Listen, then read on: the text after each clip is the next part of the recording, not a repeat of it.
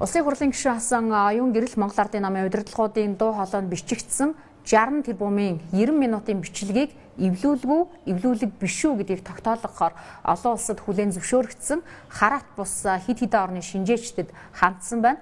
Олон улсын шинжээчдийн дүгнэлт эхнээсээ ирж байгаа бөгөөд Америк нэгдсэн улсын Нью-Йорк хотод байрлах шинжээчийн дүгнэлт ирснийг өнөөдөр танилцууллаа. За энэ дүгнэлтээр 90 минут үргэлжилсэн бичлэг нь эвлүүлэг биш гэдэг нь тогтоогдсон байна. 90 минутын бичлэг нэг цагт нэг орчинд бичигдснээс гадна дуу хураах төхөөрөмж нь тасралтгүй бичсэн гэдэг нь тогтоогджээ.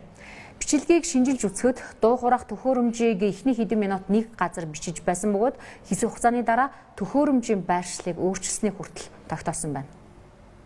За дүгнэлт нь бол ийм 7 хуудас материал ирсэн. За энэ 7 хуудас материал дотор бол тэр дүгнэлт гаргаж байгаа хүн одоо өөрийгөө эхлээд танилцуулдаг юм байна. За тэр хүн болохоор одоо мэрэгчлийн одоо шүүхийн шинжээчийн статустай тэгээд мэрэгчлийн инженер хүн одоо дууны инженер хүн байгаа гэдгийг өөрөөгөө танилцуулаад тэгээд энэ одоо мэдээллийг одоо үзсэн шалгасан тэр процессыг танилцуулдаг юм байна.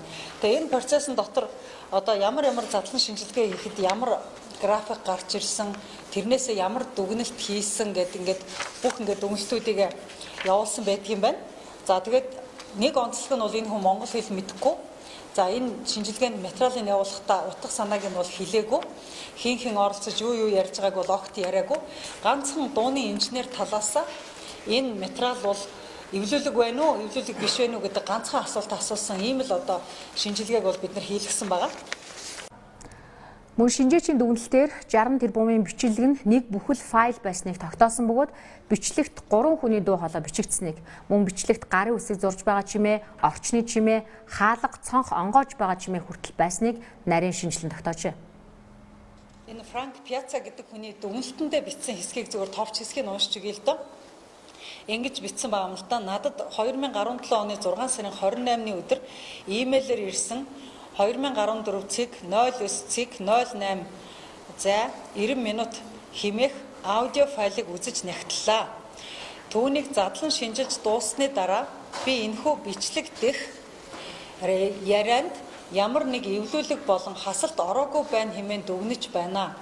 Тус файл нь эхнээсээ дуустлаа бүрэн бүтэн бөгөөд жинхэнэ бичлэг мөн байна.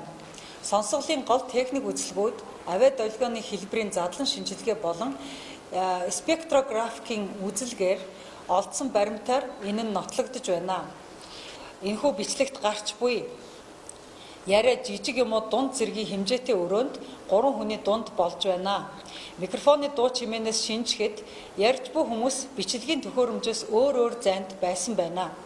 Бичлэгийн 0.45 секундын орчим хөдөлгөөний чимээ, гарын үсгийн чимээ гарч байгаагаар тус бичлэгийн төхөөрөмжийн байрыг сольж тавьсан мэдэгдэж байна. Үлдсэн бүх хугацааны турш бичлэгийн төхөөрөмж хөдлөөгүй тогтвортой байрлалд байна. Монгол Ардын намын удирдлагуудын нууц төлөвлөгөөний бичлэг ил болсноос хойш Монгол улсын шүүх шинжилгээний байгууллага хэд хэдэн дүгнэлт гаргасан.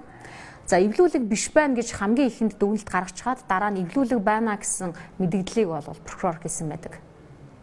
Ингээд эн чинь ямар ч эвлүүлэггүй байна гэд энэ олон улсад нэр хүндтэй дүгнэлт гаргадаг байгууллагууд өөрсдийнхээ гар үсэг, өөрсдийн олон жилийн түүх энэ зүйлээр баталгаа гаргаад ирүүлээд байвал цааш яах? Оогүй. Энэ ингээд ер нь бол эвлүүлэг байсан гэж зүтгээ дуусах юм уу? Энэ шийдвэрлэх боломж биднэрт байна уу гэвэл байгаа. Шүүхийн шинжилгээний тухай хууль дээр тусгай мэдлэг бүхий тухайн хэрэгт хувийн сонирхолгүй этгээдийг хөндлөнгийн шинжээчээр оруулж болох тухай заалт байгаа. Өөрөөр хэлбэл зөвхөн шүүхийн шинжилгээний үндэсний төв гэдэг байгууллага энэ дээр дүгнэлт гаргаад байдаг юм бишээ. Хувийн сонирхолгүй бол өөр этгээдийг эрүүг хэрэг хян шийдвэрлэх ажиллагаанд оролцуулж болно. Хууль тогтоомж байна. Тэгвэл яагаад энийг ингэж шинжилүүлж болдоггүй юм бэ? Бод тэргэлцээг олон түмнүүд донд үүслээ. Энэ дээр нэг асуудал байгаа шүү. Энэ асуудлыг хэн нэгэн буруутай, хэн нэгэн энэ асуудалд муухай гэж огт хэлэх гээгүй. Яагаад энэ дүгнэлтүүд чинь зөрүүтэй байхад тэгвэл ингээд санаачлагаараа нэгдээд тэгвэл олон улсад тэргүүлэхийн лабораторид нь очиод эн чинь эвлүүлэг биш гэдгийг гаргаад ирлээ. Тэгвэл яагаад шалгахгүй? За 60 тэрбумын гих нэршил аваад байгаа энэ бичлэгт шинжилгээ хийсэн Америк нэгдсэн улсын Нью-Йорк хотод байрлах Legal Audio Video компани ерөнхийлөгч Фрэнк Пиазагийн хүнд бичлэгийн агуулгын талаар нэгч зүйл хэлээгүй бөгөөд энэ бичлэг эвлүүлэг биш шүү гэдэг нэг л асуултыг тавьж бичлэгийг шинжилүүлсэн гэдгийг улсын хурлын гишүүн Асан Оюун гэрэл тодтогч байсан юм а.